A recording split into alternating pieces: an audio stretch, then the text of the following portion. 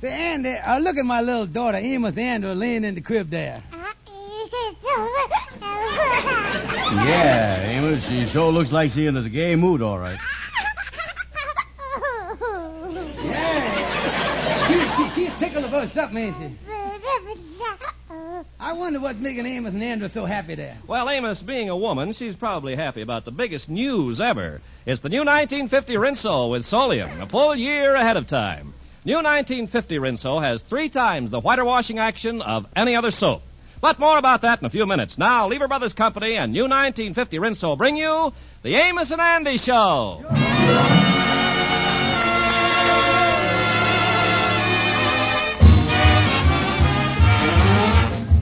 Yes, sir. Lever Brothers Company, the makers of Rinso, brings you a full half hour of entertainment with Lou Lubin, Eddie Green, Ernestine Wade, the Jubilaires, Jeff Alexander's orchestra and chorus, and radio's all-time favorites, Amos and Andy.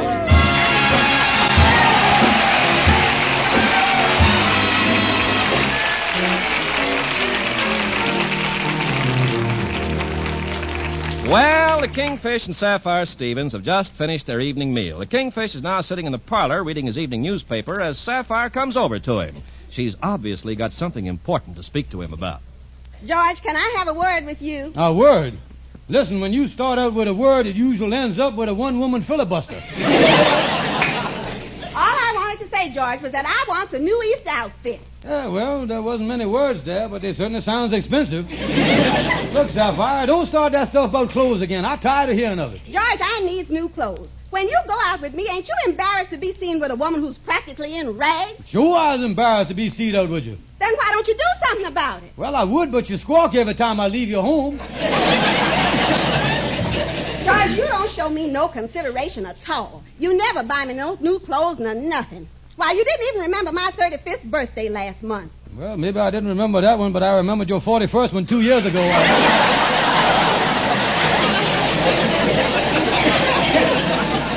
George, the trouble with you is you're just selfish. Oh, who's selfish? You is. Every time you do get some money, you spend it all on yourself. You're just plain selfish, George. That's all there is to it. Well, yeah, let's drop the thing. I will not. And I'm giving you an ultimatum, George. I seen an East outfit, a pink dress, a blue hat, and blue shoes.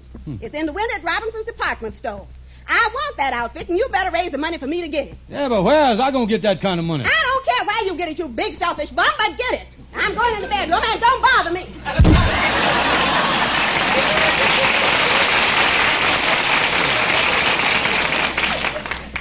What a voice she got. They ought to anchor her out in the harbor on one of these foggy nights. Easter outfit. Well, I suppose everyone likes the nice clothes around this time of the year. Well, I guess I got to do something about the Easter outfit. If ever I see that Easter bunny, I'm going to beat him with a stick. That's what I got.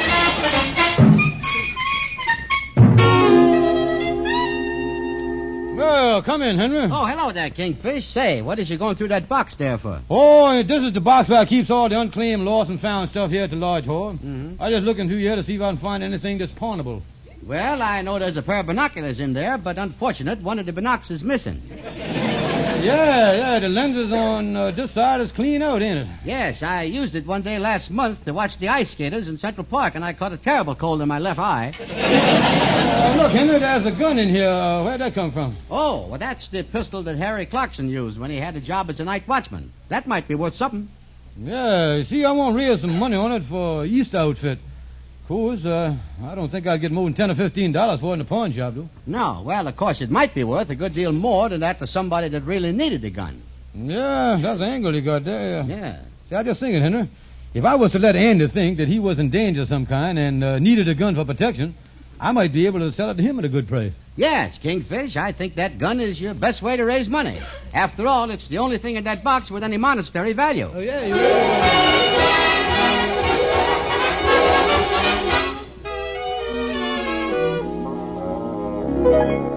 Now, if I can just convince Andy that there's a desperate killer loose in the neighborhood, I might be able to sell him this gun.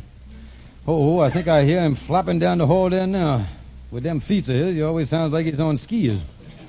Yeah, here he comes. Hiya there, Kingfish. Come in, Andy, and lock the door behind you, will you? What's up? What's the matter? Well, Andy, I just found out about it yesterday myself. I happened to be passing by the police station and I dropped in to see what was new in the underworld. Well, I walked in, and the first thing I seen was the sergeant sitting behind the desk there with a shotgun in one hand and a hand grenade in the other. Holy smoke, what's going on? And it seems that there's a killer on the loose.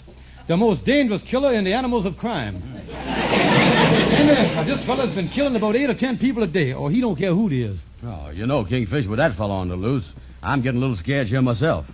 Do they know what he looked like? Yes, he's about 6'2", weighs about 195 pounds, wears a blue serge suit, and goes around with an axe in his hand. An axe? Yes, and as I understand it, he used to be a lumberjack. Lumberjack? Oh, me. Kingfish, if he ever comes to my place, how in the world can I guard against him? Well, that's hard to say, Andy. But if you was laying in bed at night and you hear somebody holler timber, watch out. That's all I say. Tell me this, Kingfish. Has they got any idea where he is operating right now? Well, you see, Andy, he started on this rampage up at 168th Street.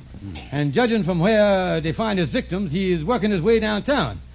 We is just waiting for him to hack his way through our neighborhood, that's all.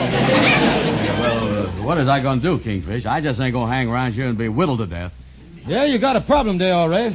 This boy can give you a pretty deep haircut, Andy. Yeah, say, he can do more damage with that than a Boy Scout. Yeah. Say, but, Wait a minute. There must be some way we can protect ourselves, Kingfish. Yeah, wait a minute. There is, Andy. You know, we are swearing in every able-bodied man as a deputy sheriff that we can get a hold of. Yeah, well, whatever it is, conclude me in the thing, Kingfish. Yeah, well, now, I know you feel that way, Andy, and I've already had the official card made out for you saying that you was a deputy sheriff. Now, here's the card right here, Andy. Oh, thank you, Kingfish. Yeah, you know how the thing works, of course. Oh, sure. If the killer tries to hit me with the axe, I shows him the card. Let me read you the thing, Andy. I just got it from the city hall about an hour ago. Yeah, what do it say? It say here, we hereby appoint Andrew Brown a deputy sheriff.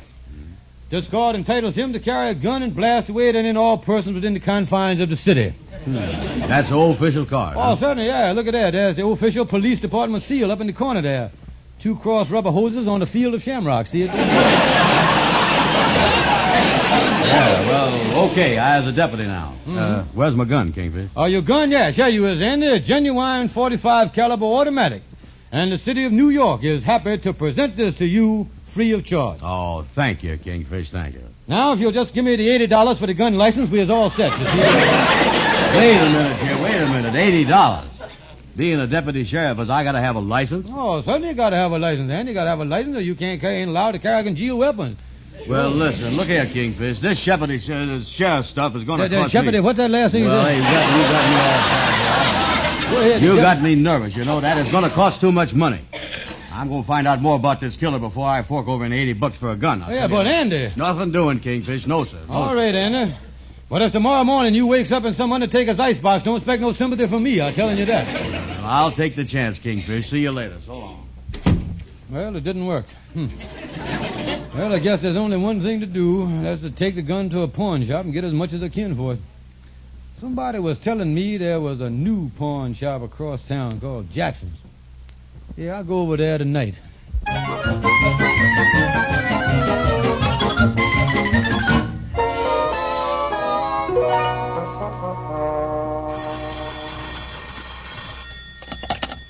Jackson's pawn shop. Oh, it's you, Sadie. Well, I'll be over in a little while. Yeah, I'm just about to close up.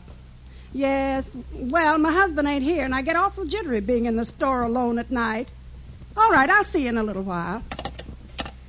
Well, I guess I'll close up and... Yes, sir? What can I do for you? Oh, look, madam, I got a gun here, and I want some money. You see, Holy mackerel, she done fainted. Oh, me, what must I do? Why do women always faint? I ain't got no idea what to do for a woman that's fainted. I better run up the street to the drugstore and tell them to send a doctor over here. Then I better go to another pawn shop. I don't like this place. Oh, the phone. Oh, hello. Police headquarters. This is Mrs. Jackson over at Jackson's pawn shop. Some man just tried to hold me up. Yes, he had on a gray pinstripe suit, a brown fedora, and a checkered vest. What? Yes, officer. I'd recognize him anywhere.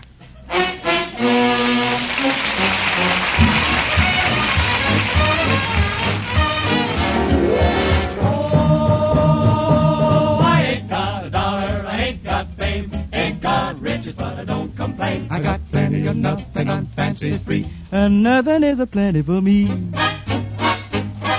I got plenty of nothing. Nothing's plenty for me. I got no car, got no mule, got no misery. The folks With plenty of plenty, got a lock on the door. afraid somebody's going to rob 'em while he's out of making more.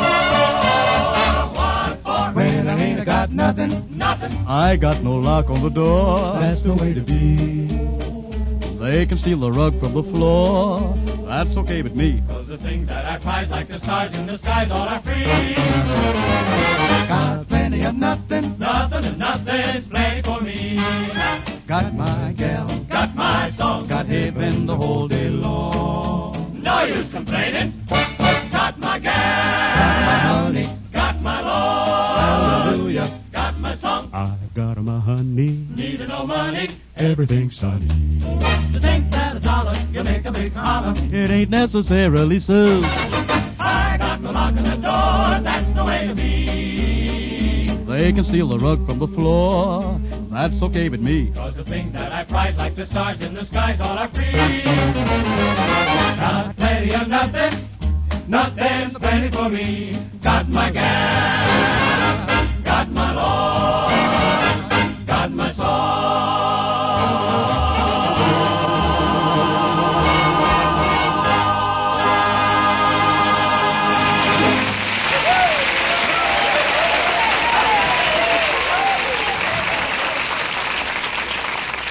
New 1950 Rinso is a year ahead, the greatest development in soap history. It's here now, new 1950 Rinso with 3 times the whiter washing action of any other soap. That's right, 1950 Rinso with Solium has 3 times the whiter washing action of any other soap. Well, Mr. Carpenter, I certainly agree. New Rinso is far ahead of anything else. 1950 Rinso gets my white clothes much whiter, and my colored clothes so much brighter.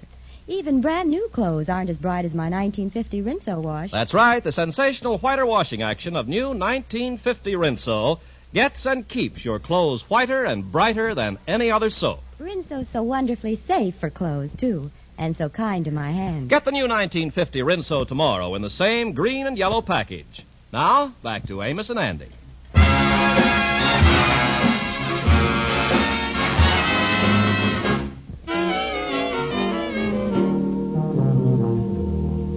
Oh, me. Well, it's too bad I couldn't have sold that gun last night.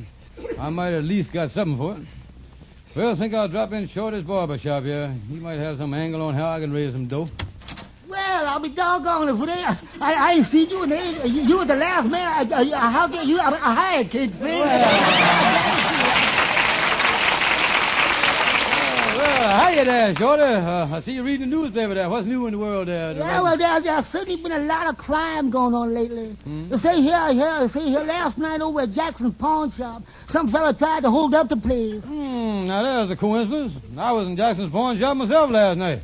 Well, I hope he catches the dirty cook. Yeah, and I say here that when the hold-up man pulled the gun on Mrs. Jackson, she fainted. She fainted when I was in there, too. She must do a lot of that kind of stuff. I don't know that. Yeah. Well, I think the cops are going to catch him all right, because they got a good description of the crook. He was wearing a gray pinstripe suit, a checkered dress, and a brown fedora. That's what he was. Yeah, well, it sounded like he had on a good-looking, holy smoke, Shorty, that's me.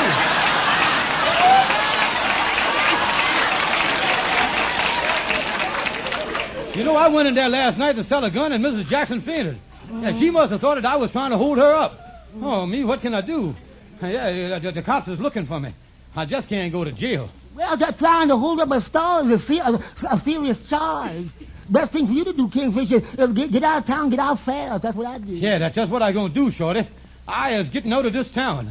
Oh, if the police pick me up, they might make it a little rough on me. Oh, yeah. You know something? The cops picked me up once in my hometown. Oh, yeah. I was walking down the street. I'm walking down the street, minding my own business, when a big policeman tapped me on the shoulder and he said, "Come with me, Simpson." He took me down to the station house, and 4 or 5 cops started working me over. Oh, they did, huh? Oh, yeah. They beat me with their fists, and they blacked my eyes. They cut me up. They hit me with a rubber hose. They give me the works for 2 hours. Huh. Yeah, then one of them said, "Simpson, that ought to teach you a lesson." Well, you know, Shorty, as long as I know you, I never knew your last name was Simpson. It ain't, boy, did I have to laugh on them toms.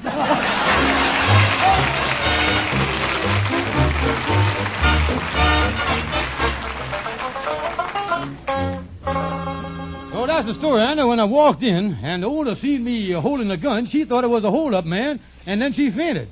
Now the police is after me for robbing the store. Oh, that's awful, Kingfish, accusing an innocent man like you of doing a thing like that. Yeah, imagine that, accusing me of taking something. Huh. Yeah. By the way, how much did you get? Man, I ain't take nothing. I as innocent as Claire is, son. Well, what you gonna do about it? Well, I'm gonna run away, Andy. Or if they catch me, they might give me 5 or 10 years in jail. And I couldn't bear the disgrace of the family honor. Why, for 3 generations, there's never been a Stevens that has served more than 60 days. Yeah, well, it'd sure be a shame to spoil a fine record like that. Yeah, well, the important thing is to get out of town. After all, I was a fugitive. Yeah, well, where you plan to fuge to? I ain't decided yet, Andy. I got this world globe here, and I just thought I'd spin the thing like a roulette wheel and let it stop at ransom with my finger, you know. And I put my finger there, and wherever my finger stopped there, I'll go to that spot in the world. Yeah, that's a good idea. Go ahead, spin the thing. All right, here goes. I'll give it a spin there. Yeah. Here, I got to go to some place thousands of miles from civilization, a desolate wasteland where the long arm of the law and justice can never reach me. Right. Wait a minute. There. Where'd it stop? New Jersey. Hey, that ain't no good, Kingfish. They can drag you back through the Harlem Tunnel. Yeah. Let me spin that thing. Yeah, go ahead. Give it a spin there, Andy. Yeah. Yeah. All right, now stop it. What you got there? Did you ever hear of a country called Rand McNally? Seems to me that I'm here, though, yeah. I don't think there's no use going there, though. I don't speak that language. Well, I'll find someplace, though. I guess the best thing for me to do is just to get on the train and keep going. Yeah, that's the stuff. Yeah, well, I better get on home, pack a few things, and get on my way, Andy. Yeah, tell me this. Is you done cleaned up all your affairs here and everything? Yes, Andy, all except one little thing. My wife, Sapphire. Oh, yeah. You see, I might come back in a couple of years, and on the other hand, I might never come back. And if that happens, Sapphire would be all alone in the world. Andy, you've been my friend for years, and I'd like to ask you to do me one favor. Yeah, what is it, Kingfish? Andy, if I don't come back, would you marry Sapphire? Me marry Sapphire? Listen, Kingfish, why should I pay for your crime? Oh, wait a minute.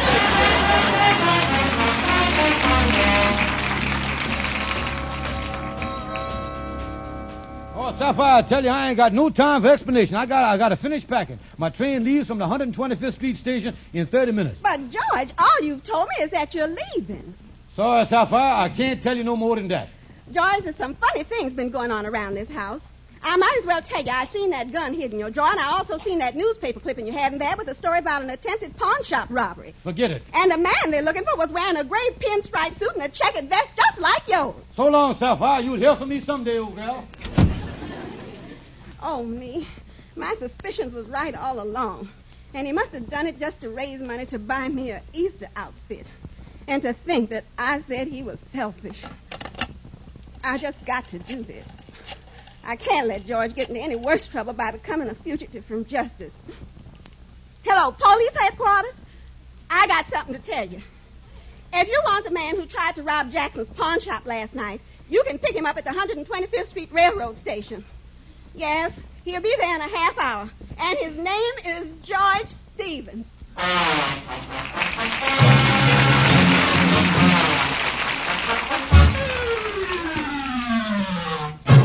New 1950 Rinso is here. It's ready to use right now.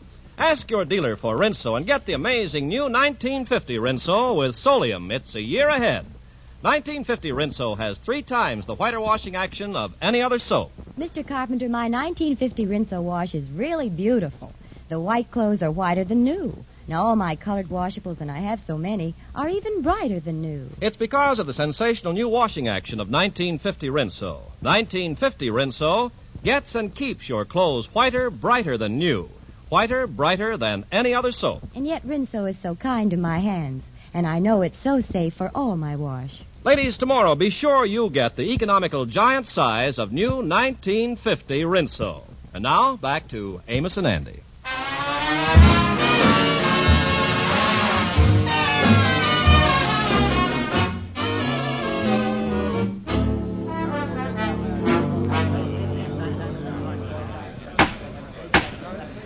Hey, let me Municipal Court, City of New York, District 11 is now reconvened.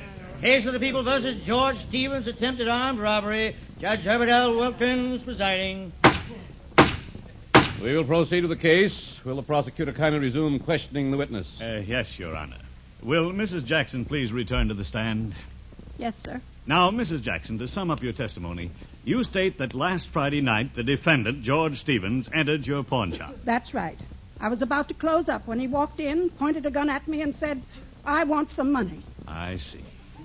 And upon seeing the gun, you fainted, thus frightening the defendant who ran from your store. That is correct. Thank you. That will be all. Does the attorney for the defense, Mr. Stonewall, care to cross-examine the witness?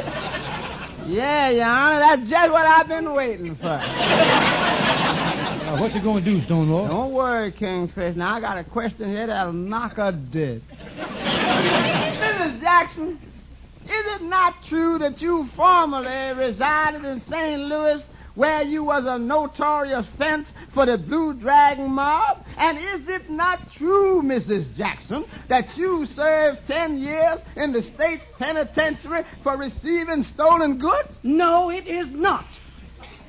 Guess I got the wrong Jackson.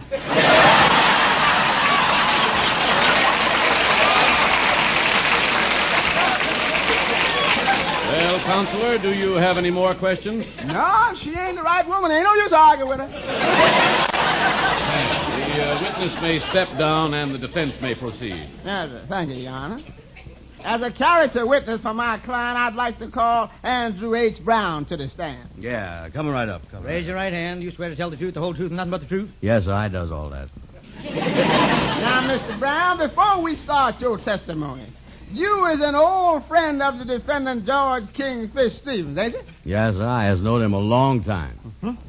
Now, how would you mind telling the court under just what noble circumstances you met the defendant? Well, it was about 18 years ago at a carnival.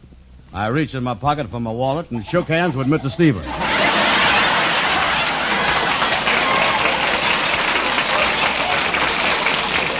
That's all. Thank you. Get down off the stand quick.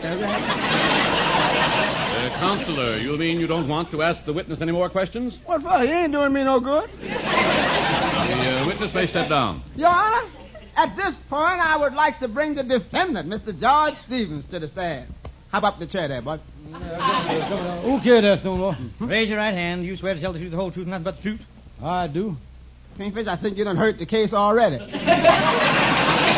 Counselor, don't you realize a reprehensible remark like that indicates that your legal perspicacity is negligible? Oh, man, yeah. Will the counselor proceed with examination? Yes, Your Honor. Now, Mr. Stevens, I'd like to ask you a question. Just because you went into Jackson's pawn shop at 10 o'clock last night, stuck a loaded gun in Mrs. Jackson's face, and demanded money, that don't mean it was your intention to rob her, does it? No, it does not. Of course not. You just went in there to... all you wanted to do, you was only... why was you sneaking around there anyhow?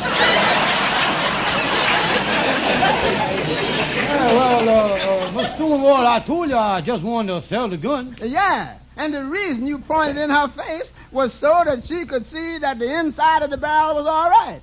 Well, I didn't point the gun in the face. Oh, stomach job, huh? No, Stonewall. Take it easy, client. At this point, Your Honor, I'd like to show that my client had no intention of committing a holdup. And to prove that point, I wish to state that my client went into that pawn shop with a gun that wouldn't fire under any circumstances. Here's the gun right here in my hand. What? You can pull this trigger all you want. Yeah, I'd like to ask the court's permission to resign from this.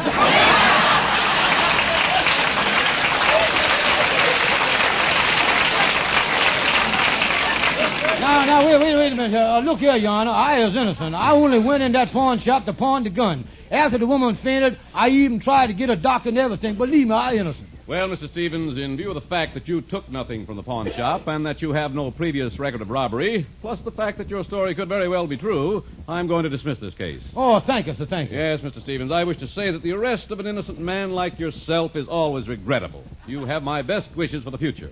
Hey, wait a minute, John. I think I deserve a little pat on the back myself. After all, this is the 5th time in the past year I done got this crook off. Oh, wait a minute.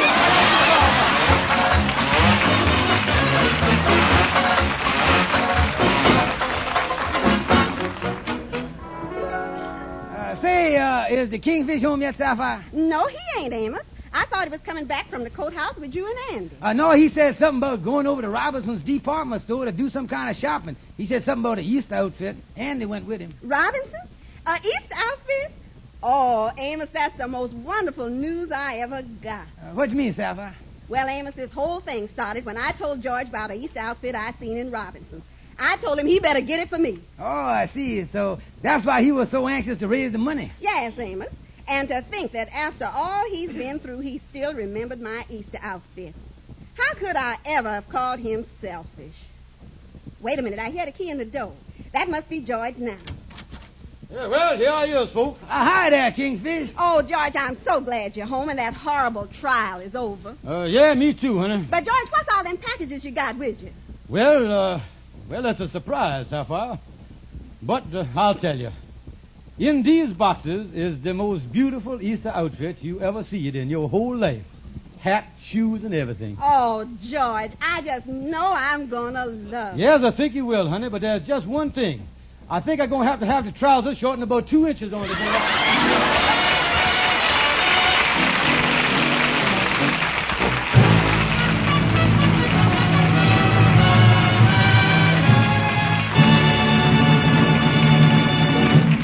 You know, Amos, the only trouble with hearing Ken Carpenter talk about 1950 Rinso is this. Everybody else thinks it's 1949.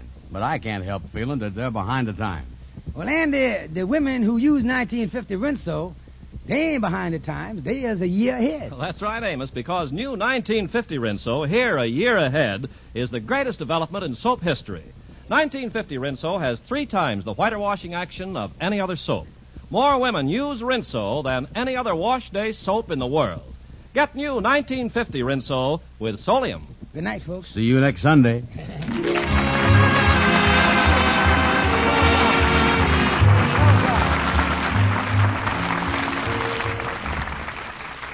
Lifebuoy gets skin cleaner. Lifebuoy, with its purifying ingredient, gets skin cleaner, stops BO as no other leading soap can. Yes, doctors proved it. You are cleaner, safer from BO when you bathe daily with Lifebuoy. Get Lifebuoy Health Soap right away. This is CBS, the Columbia Broadcasting System.